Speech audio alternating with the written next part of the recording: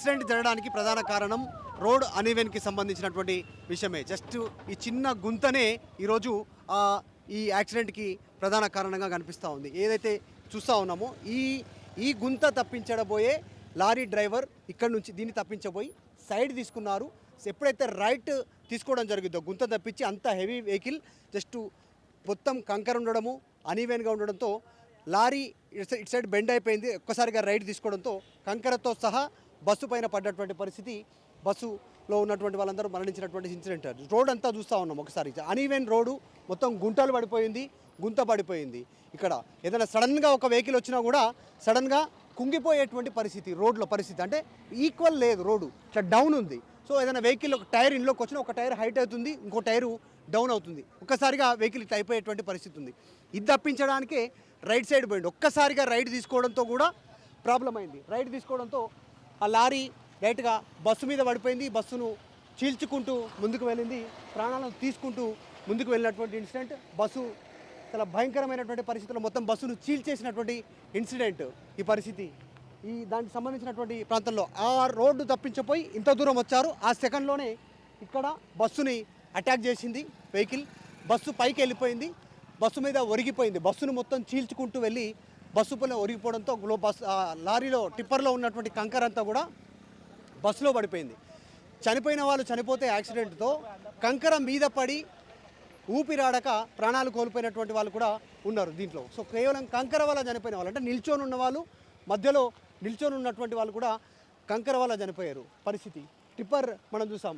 దానికి main reason దానికి సంబంధించి ఈ హెవీ లోడు కంకర హెవీ లోడు కంకర ఉండడము, దాంతోపాటు హెవీ వెహికల్ కావడంతో చీల్చడం, రైట్ సైడ్కు వెహికల్ వంగిపోయి బస్సు పైన పడిపోయినటువంటి సిచ్యువేషన్. దాంతో 19 మంది ప్రాణాలు కోల్పోవడం, దాదాపు 50 మందికి పైగా క్షతగాత్రులు కావడం, చాలా తీవ్రమైనటువంటి గాయాలు, కాళ్ళు, చేతులు, నడుము, తల, ఇలా అనేక భాగాలకు ఇబ్బంది అయినటువంటి పరిస్థితి. ట్రీట్మెంట్ తీసుకుంటున్నారు. హెవీ వెహికల్స్ వస్తాయి. ఇప్పుడు ఇన్సిడెంట్ జరిగిన తర్వాత ఇంతసేపటి తర్వాత మాట్లాడుతుంటే కూడా ఇన్ని హెవీ వెహికల్స్ వస్తూ ఉన్నాయి. మొత్తం లారీలు హెవీ మెటీరియల్ని లోడ్తో ముందుకు వెళ్ళేటువంటి వాహనాలు వెళ్తూ ఉన్నటువంటి పరిస్థితి ఉంది.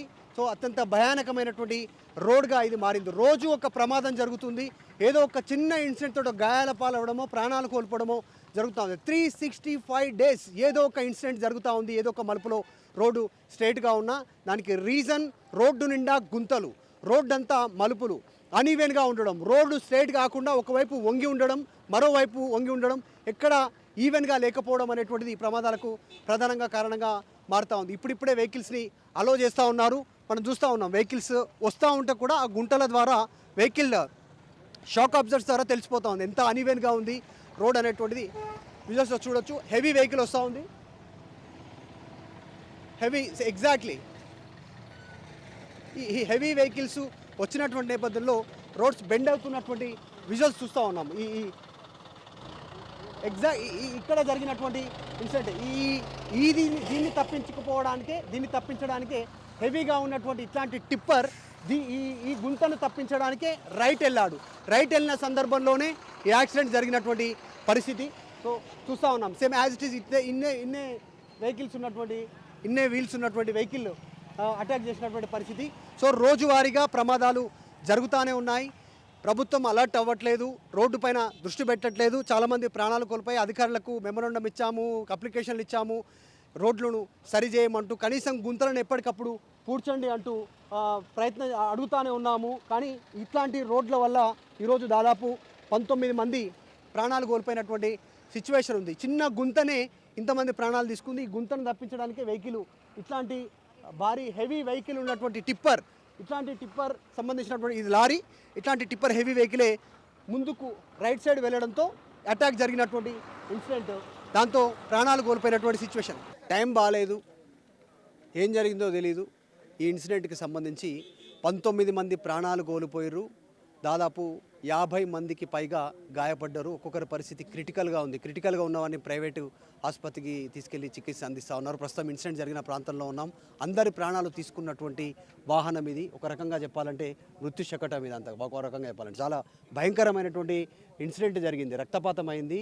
చాలా గట్టి బండి. టిప్పర్ అంటేనే చాలా హెవీ లోడ్తో వెళ్ళేటువంటి బండ్లు, కంకర, తర్వాత గనేట్సు, ఐరన్కి సంబంధించినటువంటి సామాగ్రి, ఇంకా హెవీ మెటీరియల్ని తీసుకెళ్ళడానికి ఉపయోగించేటువంటి వాహనమే టిప్పర్. హైడ్రాలిక్ ఉంటుంది, ఈజీ. జస్ట్ దీన్ని ఫుల్ఫిల్ చేయడానికి, లోడ్ చేయడానికి మాత్రమే మనుషులు అవసరం.